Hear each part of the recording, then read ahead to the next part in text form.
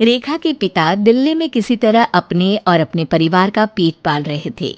पर एक दिन अरे रमेश, तुम्हारी बेटी के तो समझो भाग्य ही खुल गए।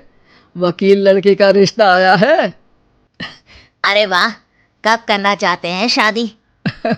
वो लोग तो जल्द से जल्द ही करेंगे। बाकी शाम को मैंने रेखा को देखने के लिए बुला लिया है। तेरा घर छोटा है तो तुम लोग मेरे घर ही आ जाना। राकेश और उसकी बीवी सारी तैयारी के साथ रोहित और रेखा की शादी कर देते हैं।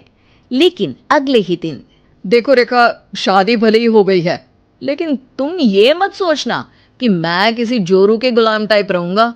रेखा को रोहित की बात अजीब लगती है।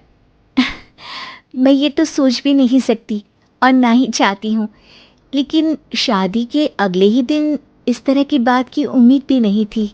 रोहित रेखा के मुंह से ये बात सुनकर गुस्सा हो जाता है। अरे, काफी जबान भी चला लेती हो। माँ ने सिखाया नहीं कि पति से कैसे बात करते हैं? रेखा अब चुप रहने में ही भलाई समझती है। रेखा, जल्दी से नाश्ता तैयार कर लो। आज पहला दिन है, सारे काम तुम्हें समझा दूंगी। ये नौकरानी है जो तुम्हें बता देगी कि कैसे कैसे क्या करना है। फिर इसकी कल से छुट्टी है। रेखा भी ससुराल में जी जान लगाकर काम करने लगती है। खाली समय मिलता तो पति के वकालत की किताब उठाकर पढ़ने लगती। ये क्या, जब देखो तब पढ़ती रहती है। अच्छा सुन, कल पिता के घर से 20,000 रुपये लेकर आना। मेरे छोटे बेटे की फीस भरनी है। लेकिन पापा क्यों भरेंगे उसकी फीस? अरे बाजी वाह, पापा क्यों भरेंगे? तो ये बता, हम क्यों रखेंगे तुझे यहाँ? क्यों खाना देंगे फ्री में? अरे, क्योंकि मैं बहू हूँ इस घर की। तभी वहां रोहित आ जाता है। अरे वाह, बड़ी जबान चला रही हो। चुपचाप माँ जो कह रही है वैसा कर, वरना सामान उठा और जा अपनी झोपड़ी में। बेचारी रेखा क्या करती, पिता के घर जाती है, उनको सारा हाल बताती है।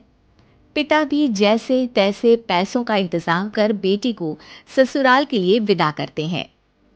देखा, अब कहाँ से आए पैसे? अरे बहुत माल है तुम लोगों के पास, बस सीधी उंगली से निकालते नहीं। नहीं नहीं माँ, पापा ने अपनी मोटरसाइकिल बेचकर पैसों का इंतजाम किया है।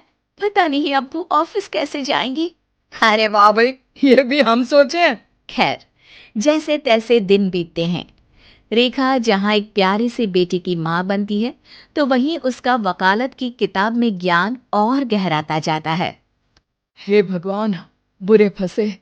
ये केस तो लगता है कि मैं हार ही जाऊंगा। देखिए, मैंने आपकी इस केस की फाइल पढ़ी थी। इस केस को जीतना बहुत ही आसान है। वाह भाई वाह, यहाँ वकालत की डिग्री लेकर भी मैं समझ नहीं पा रहा हूँ, और तुमने रोटी बनाते बनाते ही केस समझ लिया। अरे जाओ जाओ, जाकर मुन्ने को संभालो।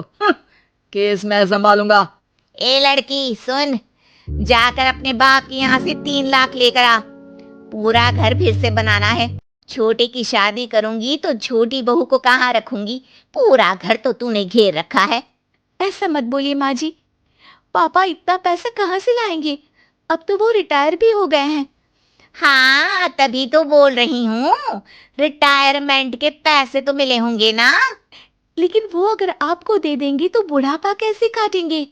रोहित रेखा की बात सुनकर गुस्सा हो जाता है। ए सुन, चल अपना सामान उठा, अपना बच्चा उठा और निकल यहाँ से। रेखा के लाख आग्रह के बाद भी रोहित और उसकी सास उसे घर में नहीं रखते। पापा, मैं तलाक चाहती हूँ। बेटा, मेरे पास वकील के पैसे नहीं है। पापा, आप मुझे वकालत करवा दीजिए। अपना केस मैं खुद लड़ूंगी।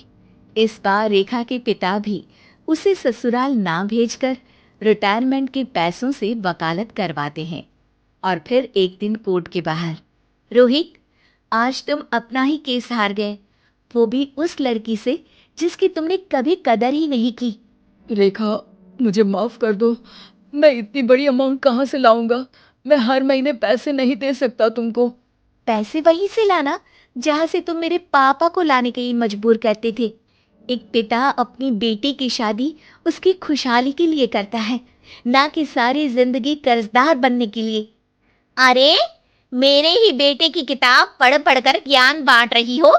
वकालत की किताब तो ससुराल में ही पड़ी थी ना। बिल्कुल, यहाँ मेरी गलती रही।